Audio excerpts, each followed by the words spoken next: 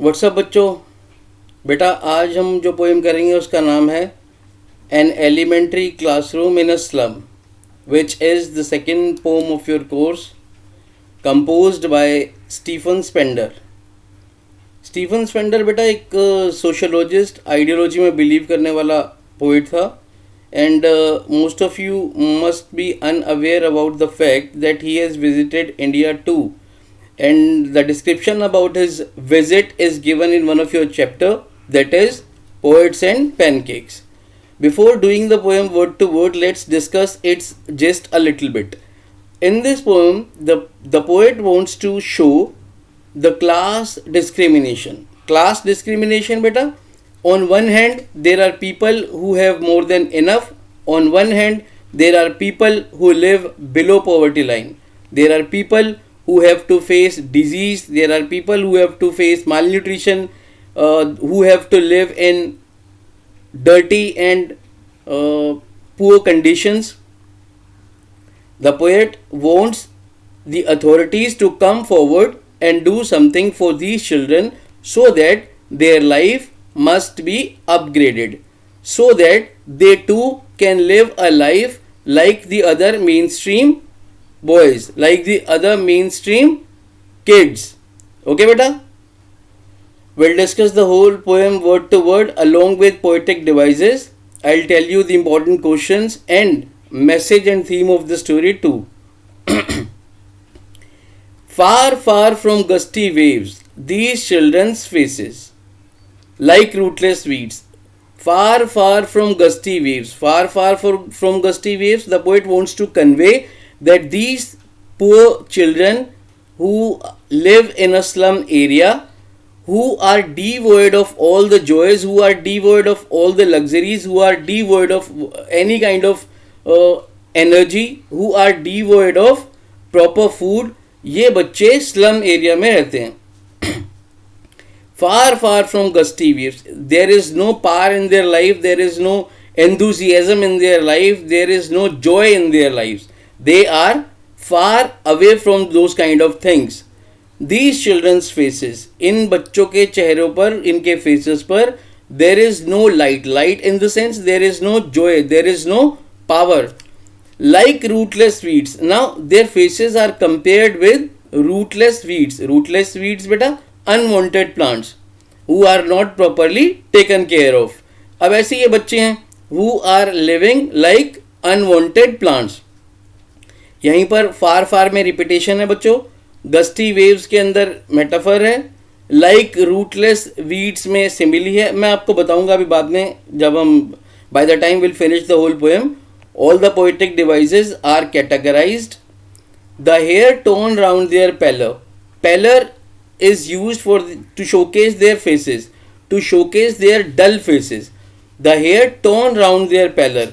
Hair torn means hair जो है वो अनकेम्प्ड है, they are not properly combed. Okay बच्चों, their pallor means colorless face, pale face, there is no light in their face. The tall girl with her weighted down head. Now the poet wants to give you the picture of some kids who are seated in that slum classroom, and he is with their picture, with their condition, he wants to showcase the utter poverty in which they are forced to live. The tall girl with her weighed down head. एक tall girl है, tall बेटा comparatively बाकी बच्चों से tall है, with her weighed down head. अब यहाँ पर weighed down head का meaning जो है बेटा वो symbolic है, वो imagery है. वो weighed down head से poet ये कहना चाहता है कि there are responsibilities in her life. Her head is down out of responsibilities, out of poverty, out of embarrassment. अब ये ना, अब यहाँ पर ये पढ़ रही है, पढ़ने के बाद फिर घर पे जाना है, and she needs to take care of her younger siblings, छोटे बहन भाइयों को भी देखना है. The paper seeming boy, there is another boy who is paper seeming. Paper seeming metaphor है बेटा. Paper seeming means he is very thin, बहुत पतला है वो. With rat's eyes. Rat's eyes means there is hunger in his eyes, उसकी आंखों में hunger है, यहाँ पर मेटाफर है. The stunted unlucky heir of twisted bones. बेटा एक और बच्चा वहां पर बैठा है, the stunted unlucky heir of twisted bones. एक ऐसा बच्चा जो अनलकी है, अनलकी क्यों है? Because he has received his father's gnarled disease, GNARLED। बेटा एक डिजीज है in which bones are deformed, bones जो होती हैं वो टेढ़ी मेढ़ी होती हैं, तो वो उस बच्चे को प्रॉब्लम है, and that boy has received this problem from his father, hereditary है। Reciting a father's gnarled disease, reciting, बेटा reciting में यहाँ पर पन है। पन एक ऐसी लिटरेरी डिवाइस होती है, पोएटिक डिवाइस होती है, in which single word showcases two different meanings. तो यहाँ पर दो डिफरेंट मीनिंग क्या है रिसाइटिंग के? रिसाइटिंग अ फादर्स नाल डिजीज, एक तो वो रिसाइट कर रहा है, शो कर रहा है अपने फादर की नाल डिजीज, जो उसके फादर को भी थी वो उसको भी है, तो वो उसको शो कर रहा है। दूसरा हिज लेसन, इसका मतलब ये है कि वो अपना लेसन पढ़ रहा है, जहाँ पर वो है वहाँ से वो अपना लेसन पढ़ रहा है। From his desk at back of dim class. अब देखो बच्चों, ये जो अब 3 बच्चे अभी तक जो दिखाए हैं, इनकी कंडीशन बहुत ही पुअर है, डिजीज है, प्रॉपरली टेकन केयर ऑफ नहीं है, माल नरिश्ड हैं। अब there is another boy who is seated at the dim class. Dim class बेटा सिंबॉलिक है कि क्लास के अंदर प्रॉपर वेंटिलेशन नहीं है, क्लास में प्रॉपर लाइटिंग नहीं है। One unnoted sweet and young, एक बड़ा ही प्यारा सा छोटा सा बच्चा पीछे बैठा हुआ है, who is different from all these other children। His eyes live in a dream. His eyes live in a dream. With this example, the poet wants to convey that there is still hope in these kids. There is still hope to live a life which is free, which is full of joy, which is full of enthusiasm. तो एक बच्चा पीछे बैठा हुआ है, his eyes live in a dream of squirrel's game in tree room. Other than this, उस बच्चे का क्लास में ध्यान नहीं है, अरे जो पढ़ा रहे हो पढ़ाओ यार, मेरा भी ध्यान नहीं लग रहा, छोड़ो। उसका ध्यान कहाँ है बेटा? He is watching a squirrel playing on the tree. एक ट्री के ऊपर बाहर एक स्क्वेरल है, वो इधर उधर दौड़ रही है, घूम रही है। The boy wants to live just like that squirrel. He too wants to live freely, he too wants to live without any burden whatsoever. Other than this यानी यहाँ पर क्लास में उसका मन नहीं है। There are some kids, you must have seen some of your friends who are not interested in whatever the teacher is teaching during the lecture, लेकिन सारे के सारे इतने प्यारे नहीं हैं और सबके सब की आंखों में आप होप नहीं देखोगे। कुछ ऐसे भी हैं who are actually not interested in the chapter at all। First stanza clear है बेटा? फर्स्ट स्टैंजा के अंदर the poet is showcasing the condition of these poor children। Why is he doing so? So that there must be some kindness, so that there must be some emotional impact on the readers। Readers means normal readers नहीं, normal readers तो है ही। Apart from these, the authorities, अब वो आगे अपने stanzas में clear करेगा कि वो चाहता क्या है एक्चुअल में इन बच्चों के लिए। ठीक है, फर्स्ट स्टैंजा क्लियर है। ऑन सार क्रीम वॉल्स, बेटा सार क्रीम्स का भी यहाँ पर एक तरीके से डबल मीनिंग है। एक तो सार क्रीम यानी ऑफ वाइट कलर की वॉल्स हैं, पेंट बहुत पुराना हो चुका है, ऑफ वाइट कलर का डल हो चुका है। डोनेशंस, वो भी किसी ने डोनेशंस में करवाया होगा पेंट। अपार्ट फ्रॉम दीज, यहाँ पर क्लास के अंदर इस एलिमेंट्री क्लास के रूम में there are some pictures which are given in donations. वो पिक्चर्स क्या क्या हैं? शेक्सपियर्स हेड, बेटा शेक्सपियर का इतना एक फेस कट का वहाँ पर इमेज लगा हुआ है, Shakespeare's head. Cloudless at dawn, अब जो शेक्सपियर है ना बेटा वो बॉल्ड है, बाल नहीं है उसके, तो वो उसकी जो पिक्चर लगी हुई है उसके हेड जो है उसको कंपेयर किया है एक सन से। Cloudless at dawn, civilized dome riding all cities. Now beautiful pictures are there with beautiful cities. Belled flowery Tyrolese valley, अब बेटा टायरोलीज वैली एक बड़ी सुंदर वैली है which is in the country Austria which is in Europe. Belled word बेटा signify कर रहा है कि उस जो वैली दिखाई है ना उसमें चर्चेज हैं, फ्लावरी ब्यूटीफुल फ्लावर्स हैं, तो बहुत सुंदर वैली है। ओपन हैंडेड मैप, और वहां पर एक वर्ल्ड का मैप भी है, open handed map. Awarding the world it's world, बड़ा इंपॉर्टेंट लाइन है, awarding the world it's world. अब यहाँ वर्ल्ड में भी रिपीटेशन है बेटा। इसमें ये दिखाया है कि ओपन हैंडेड मैप में वो सब चीजें हैं which belong to the rich world.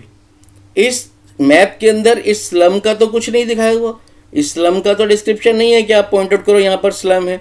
Awarding the world it's world, यानी जो रिच लोगों ने, जो कार्टोग्राफर्स होते हैं, जो मैप बनाते हैं, कार्टोग्राफर्स बोलते हैं उनको, उन्होंने वही चीज इसमें दिखाई है जो उनके लाइफ की है, जो रिचेस की है.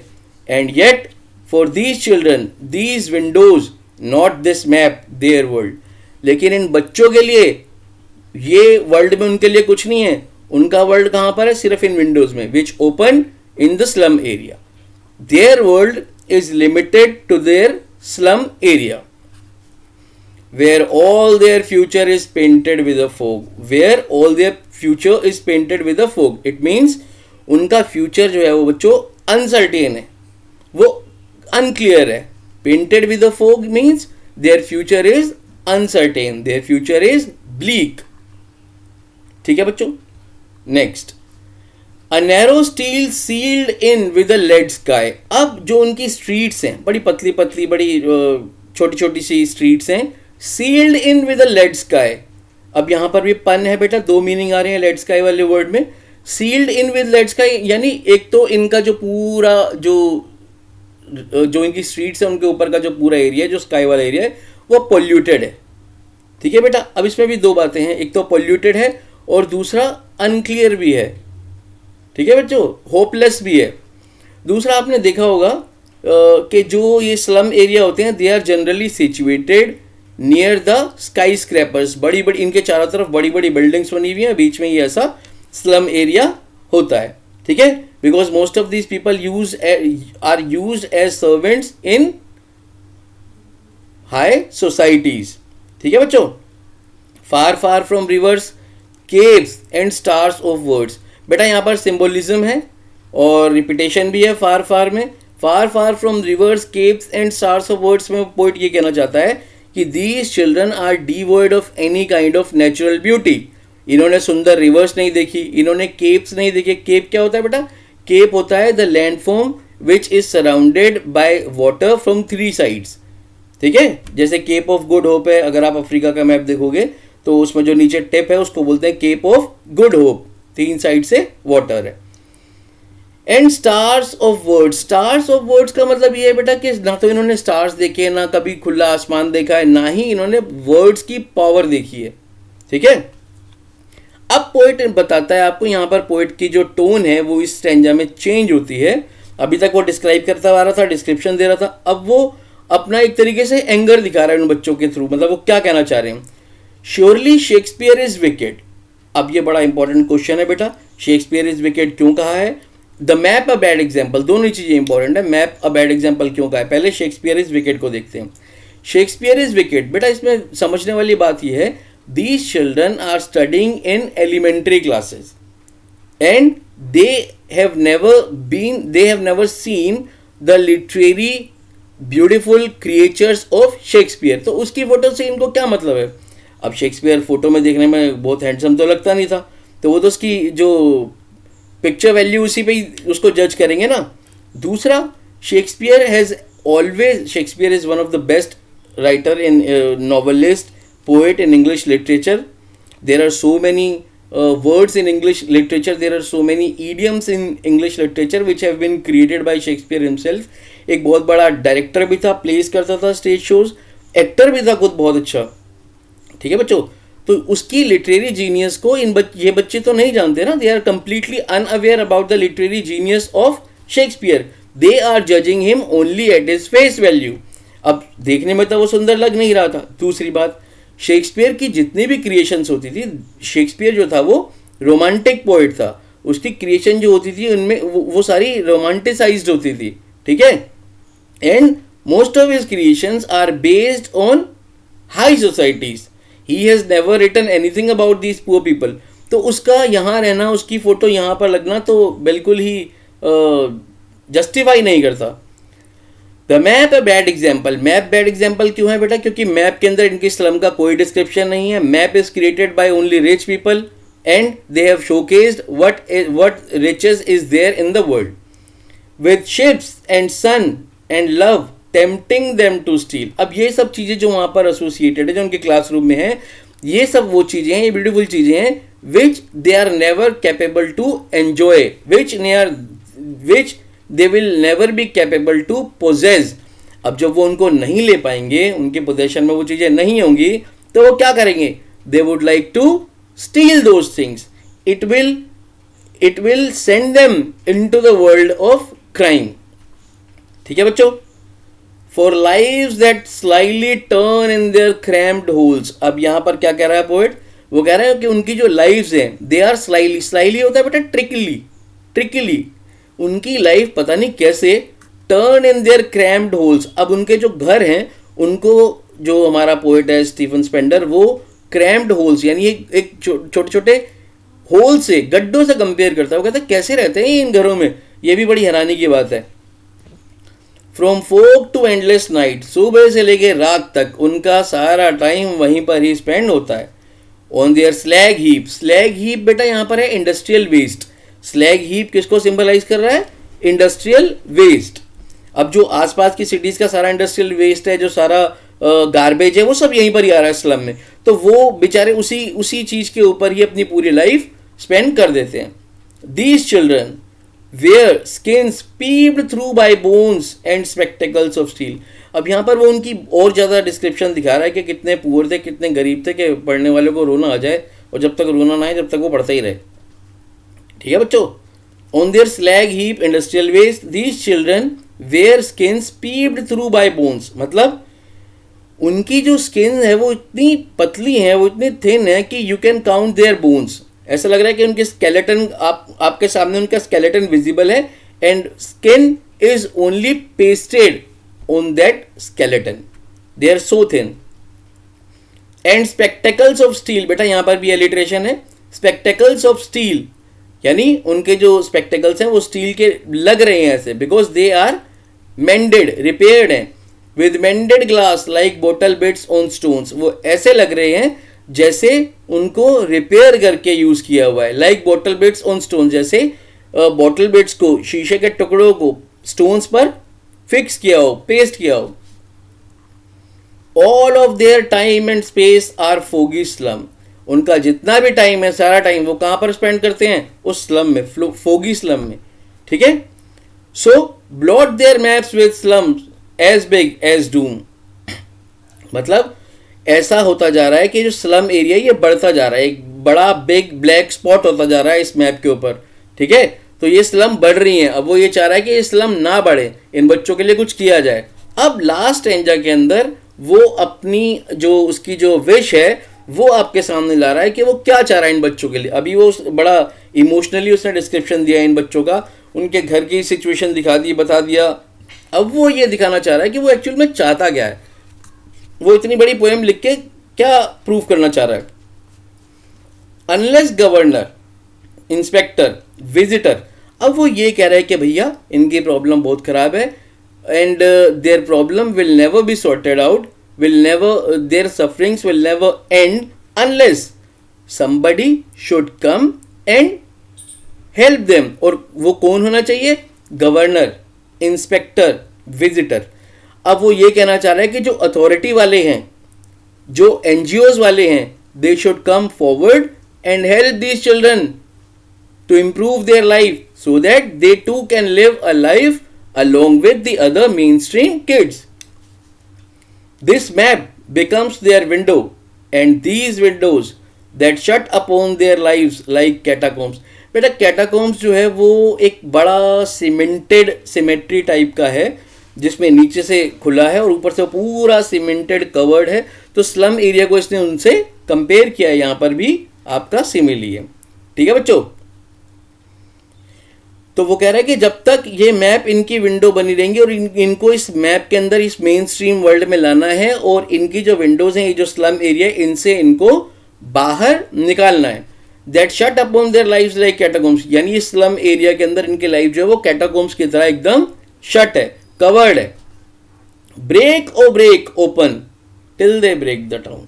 ब्रेक ओ ब्रेक ओपन में अब पोएट ये कहना चाह रहा है, ब्रेक ओ ब्रेक ओपन यानी इन बच्चों के सामने जितने भी बैरियर्स हैं, which stops them to come into the main stream world, which stops all their capabilities, which stops all their potentials, which do not let them come out of these shackles of poverty, उन सबको तोड़ दो.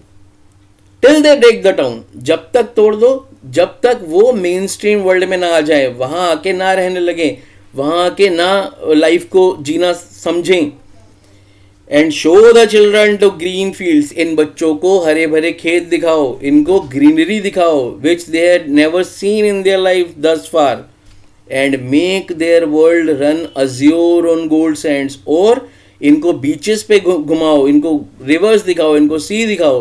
Run Azure, बेटा Azure जो है वो sky blue colour होता है, ठीक है, स्काई ब्लू कलर यानी खुले आसमान के नीचे, on gold sands, gold sand के ऊपर इनको घूमने के आप अपॉर्चुनिटीज दो।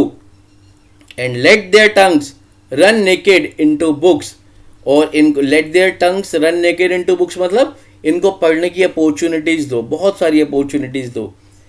The white and green leaves open, the white and green leaves open, ये जो वाइट एंड ग्रीन लीव्स है बच्चों ये बुक्स के पेजेस के लिए है, अलग अलग तरह की बुक्स को इनको प्रोवाइड करो, इनको पढ़ने के चांसेस दो। History theirs whose language is the sun, history कौन क्रिएट करता है, जिसकी लैंग्वेज में पावर होती है। सन यहाँ पर सिंबलाइज कर रहा है बेटा पावर को, ठीक है। आपने देखा होगा there have been so many examples in history in which people who belong to the poorest section of the society and they come forward with their hard work, with their determination and improve not only their life but the lives of their family members as well. There have been so many examples, you must have heard about so many examples during your course. One of them is Albert Einstein. There were so many problems in his life, still he came out of those problems and became one of the best scientists of the world. Thomas Alva Edison के बारे में आपने सुना होगा, even Charlie Chaplin आपने सुना होगा। Charlie Chaplin बेटा बहुत ज़्यादा वीक कंडीशंस में रहता था, उसके बाद उसने अपनी जो स्किल था उसको डेवलप किया, उसको प्रेजेंट किया, शोकेस किया एंड ही क्रिएटेड वंडर्स, ठीक है बेटा। So there have been so many people in this world, but ये होगा जब ही when they get an opportunity, when these people get opportunities, ठीक है बच्चों। अब क्वेश्चन आंसर्स इसके जो हैं ये सारे आप खुद करना जितने भी हैं। If you are unable to do any of these questions apart from these, not only these questions but also if you find any question from the net और if you find any question from any of the books which you don't understand, you can ask me in the comment box, ठीक है बच्चों। अब discuss करते हैं हम इसके important questions. Okay बच्चों, फर्स्ट है how is Shakespeare wicked and the map is a bad example. मैंने आपके साथ डिस्कस कर लिया था शेक्सपियर विकेड क्यों है, क्योंकि उसके लिटरेरी जीनियस के बारे में इन बच्चों को नहीं पता है, फेस वैल्यू पर जा रहे हैं, और शेक्सपियर का जो पोइट्री या लिटरेरी वर्क जो भी होता था वो रोमांटिसाइज्ड होता था। इन बच्चों ने ऐसा कुछ नहीं है इनकी लाइफ में। And the map is bad example because map doesn't have anything related with their slums. Map is created by the rich cartographers. What is the ambience of an elementary classroom? Ambience बेटा बता दो, सारे cream walls हैं, dim है, donation से करी हुई कुछ पिक्चर्स हैं, वो सब है, वो बता दो. How does window, what does window symbolise? देखो बेटा विंडो जो है दो तरह की विंडो है, एक तो मैप उनका विंडो बन जाए जिससे वो मेन स्ट्रीम वर्ल्ड में एंटर कर लें, लेकिन उनकी विंडो जो है अभी सिर्फ यही है जो स्लम एरिया वाली है. तो विंडो जो है यहाँ पर स्लम को सिग्निफाई कर रहा है. अपॉर्चुनिटीज तो सिर्फ मैप वाले में, और वो जब भी होगा when the authorities, the NGOs, they come forward and help these children. How does the poet see the children as victims? बेटा विक्टिम्स ऐसे हैं because they are born in utter poverty condition, still they are fighting, still they are living their life, still they don't complain to anybody. ये तो poet उनकी तरफ से बोल रहा है, वो कोई कंप्लेन नहीं कर रहे. They are contented with what they had. What tempts the slum children to steal? अब ये है कि स्टील करने के लिए उनको क्या चीज़ अट्रैक्ट करेगी.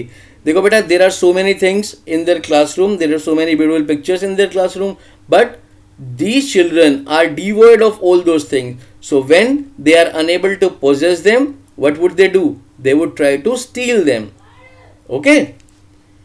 What does the poet want for the children of the slum? वो क्या चाह रहा है बच्चों के लिए? वो हमने लास्ट में डिस्कस कर दिया कि अथॉरिटीज़ वाले आएँ और इनके लिए कुछ करें, इनको पढ़ने की अपॉर्चुनिटीज़ दें, इनको नेचर में घुमाएं. Why does the poet use the images of despair and disease in the first stanza and with what effect? देखो बेटा फर्स्ट स्टैंजा अगर आप देखोगे तो आप ये देखोगे कि the description of these children given by the poet arises a feeling of deep emotion sentiments in the readers mind. आप पढ़ते तो आपको लगता है अरे कितने गरीब बच्चे हैं, क्या हालत है इनकी, कितनी बुरी हालत है, तो आपको लगता है ना एक इमोशंस एक जनरेट होते हैं इमोशनल वैल्यू। एंड पोएट जो है he has been succeeded in achieving his goal. जो वो चाह रहा था, यही दिखाना चाह रहा था ताकि उनकी प्रॉब्लम्स को शोकेस कर सके, वर्ल्ड को पता लग सके, और he has been successful in what he wanted. To whom does the poet make an appeal and what is the appeal? वही NGO से, अथॉरिटीज से, रिच पीपल से वो अपील कर रहा है। क्या अपील कर रहा है? To come forward to help these children so that they may get rid of their poor condition and they may enter into the main stream world. Theme and message. Theme क्या है बच्चों? Theme में दिखाया है class discrimination. On one side there are rich people, on the other there are these poor people who do not have any joy in their life, who do not have enough food in their life, who do not have any opportunities in their future. Message क्या है? Message यही है बेटा कि poet showcase करना चाह रहा है कि कैसे इन क्लास डिस्क्रिमिनेशन को हम दूर करें। He wants the people to understand their problem and he wants the world to know that there are this section of society who need the help of all those people who are capable enough to help them. अब बेटा literary devices, poetic devices कर लेते हैं। Symbols कहाँ कहाँ पर है? Squirrels game में। स्क्वायरल्स गेम है बेटा होप, अपॉर्चुनिटीज जो वो देख रहा है फ्यूचर में। Open ended map, open ended map symbolize करता है रिच वर्ल्ड को। फोग सिंबलाइज करती है ब्लीक वर्ल्ड को, अनसर्टेनिटीज को। शिप्स एंड सन ये भी रिचेस को, पावर को, एडवेंचर को सिंबलाइज करते हैं। स्लैग हीप सिंबलाइज करता है बेटा इंडस्ट्रियल वेस्ट को, और सन जो एंड में सन आता है वो भी पावर को करता है। सिमिली कहाँ कहाँ पर है? Like rootless weeds, like bottle breads, like catacombs. ठीक है बच्चों। नेक्स्ट है मेटाफर। मेटाफर आपको पता ही है जहाँ पर कंपैरिजन होता है without the use of like and as. जैसे सिमिली और मेटाफर में डिफरेंस क्या है? अब मैं अगर आपसे कहूँ the bride was looking like a rose, bride जो है वो रोज के जैसी लग रही थी, तो ये सिमिली है। अगर मैं ये कहूँ the bride was a rose, bride जो थी यानी दुल्हन जो थी वो रोज थी, तो इसका मतलब ये यहाँ पर मेटाफर है। ठीक है बेटा। Metaphor, there are so many examples of metaphor in this poem. One, gusty waves, sorry spelling mistake again.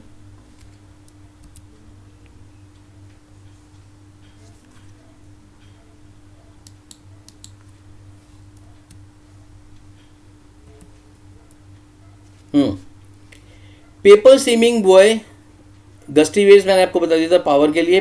Paper seeming boy बहुत पतला लड़का जो दिखाया है, with reds eyes, there is hunger in his eyes. Sour cream walls बेटा describe करते हैं बड़ा ही डल, बड़ा ही डेस्पेयर, बड़ा ही depressed atmosphere. Narrow street sealed with lead sky, again polluted sky. Crammed holes जो छोटे छोटे उनके गड्ढों जैसे घर हैं वो। Let their tongues run naked into books. ठीक है बेटा, यहाँ पर भी मेटाफर है। White and green leaves open, ये बुक्स को सिग्निफाई कर रही हैं, अलग अलग पेजेस को। पन मैंने आपको बता दिया था बेटा डबल मीनिंग, दो मीनिंग होते हैं, इसके डबल मीनिंग है, दो मीनिंग्स सिंबलाइज करता है जो। तो पन यहाँ पर था रिसाइटिंग वर्ड के अंदर।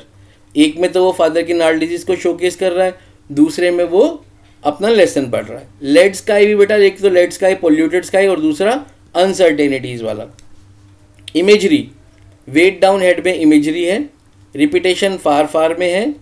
एसोनेंस, एसोनेंस बेटा पोएटिक डिवाइस होती है जैसे आप एलिट्रेशन करते हो ना, एलिट्रेशन में क्या होता है? एलिट्रेशन के अंदर जो कॉन्सोनेंट्स होते हैं वो रिपीट होते हैं, जैसे furrow followed free, F F F repeat हो गया। ठीक है। या स्लेव इन स्लम, एस एस रिपीट हो गया। एसोनेंस में क्या होता है बेटा? एसोनेंस में वॉवल के साउंड रिपीट होते हैं, जैसे इस लाइन में ई का साउंड रिपीट हो रहा है, बेल्ट, फ्लावर, ई, टायरोलीज वैली, तो यहाँ पर है एसोनेंस। ठीक है बच्चों। अगला है एल्यूजन। ये बेटा एल्यूजन जो पोएटिक डिवाइस होती है, इसमें क्या होता है? एक पोएम के अंदर या एक लिटरेचर के पीस के अंदर किसी दूसरे फेमस पर्सनैलिटी को या किसी दूसरे फेमस कैरेक्टर को या किसी दूसरे फेमस प्लेस को यूज़ किया हो तो वहाँ पर पोएटिक डिवाइस होती है, उसको बोलते हैं एल्यूजन। तो यहाँ पर शेक्सपियर हेड, शेक्सपियर का हेड, शेक्सपियर नाम यूज़ हुआ है। Tyrolese valley which is a beautiful valley in Austria, वो यूज़ हुई है. Anaphora, anaphora run azure and run naked. बेटा एनाफोरा आपकी पोएटिक डिवाइस जब होती है when two lines do have, two और more lines do have the initial similar words. तो आप सेकेंड लास्ट लाइन और उससे पहले वाली लाइन, थर्ड लास्ट लाइन को देखोगे, रन अज्योर पहले है फर्स्ट वर्ड, नेक्स्ट वाली लाइन में रन नेकेड. तो रन रन वर्ड जो रिपीट हो रहा है ना, ये एम्फेसाइज करने के लिए करते हैं पोएट. तो यहाँ पर जो पोएटिक डिवाइस होती है उसको बोलते हैं एनाफोरा. ठीक है बच्चों. बेटा my videos might not be that good technically, but the kind of literature, the kind of work you're getting here, the kind of explanation you're getting here is more than enough. ठीक है बच्चों. अब next class से पहले आप इसको देखना, and if you find any difficulty you can ask me in the comment section. Okay बच्चों, till then bye, will meet in the next session.